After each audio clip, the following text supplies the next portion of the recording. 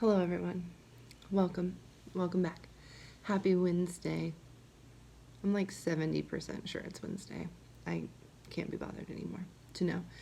Um, so I wanted to well, first of all, let's talk about the things in the background. Okay.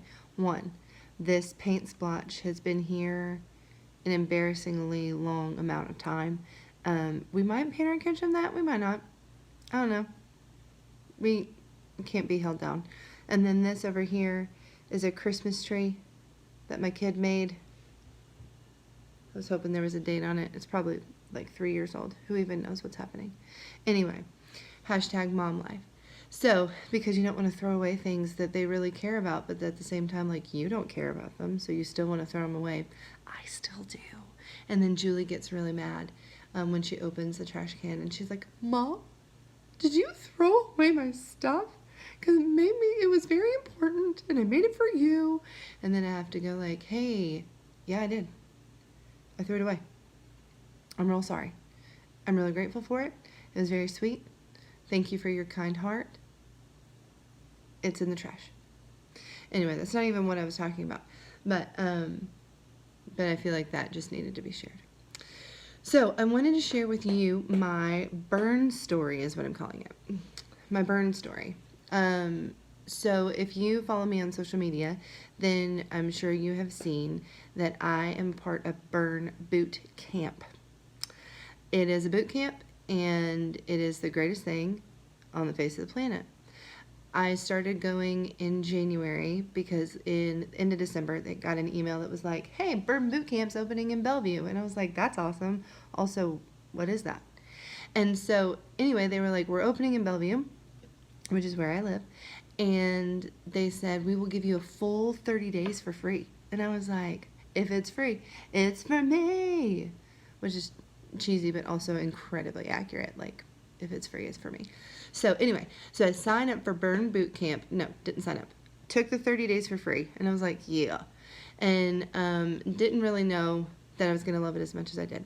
And so I went, and the facility is legit, and the trainers are amazing, and the women that were there, and some of the dudes that are there are just really, really fantastic. And it was like the best community on the face of the planet. And I was getting stronger, and I felt stronger, and I felt more like put together in my head, if that makes sense. You know,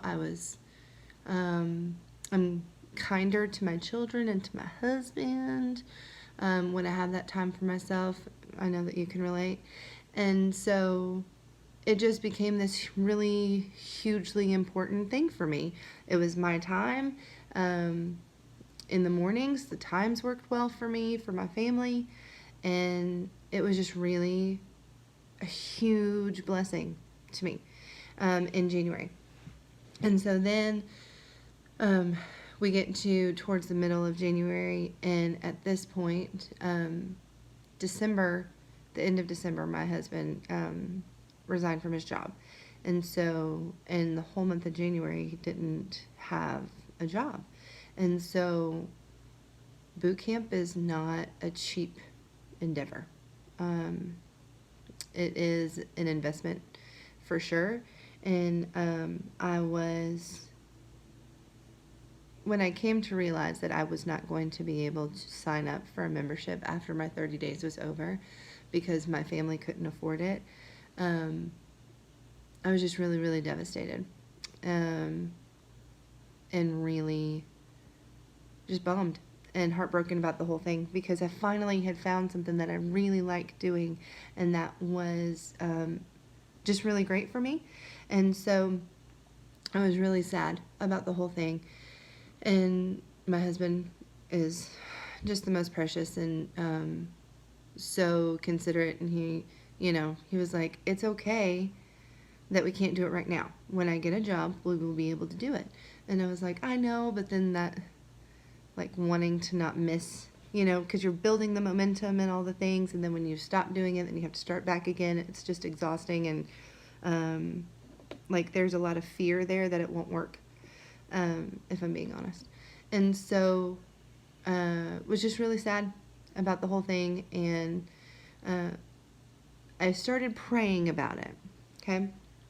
And so I started praying about my membership and started praying that the Lord would work something out, that his provision for our family, that we would be able to not have a lapse in this membership. Okay. So I started praying about it, right? And hear me. I felt so silly praying about it because it is literally a membership to a gym. And I was like, this is not a big deal. This is not a necessity for our family. This is not something that I necessarily need to be, covering in prayer. There are bigger needs, and all of the things that I've said to myself for a really long time, that this didn't matter, which is probably why nothing has worked until now. Anyway, and so I felt so incredibly silly. I even felt silly talking to Frank about it, because I was like, it's just a gym membership. And he was like, Erin, it's not just a gym membership. It's a really big deal. And so I was like, oh, okay. And he was like, and you're really worthy of it. And I was like, what?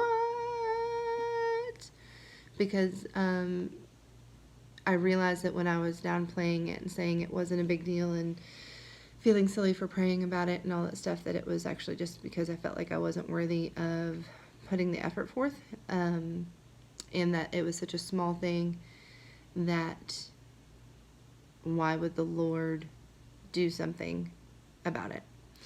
And so fast forward from there, and I just went back to praying about it really, really hard. And I prayed for doors to open and miracles to happen and Frank to get a job and us to financially be able to do this one thing. And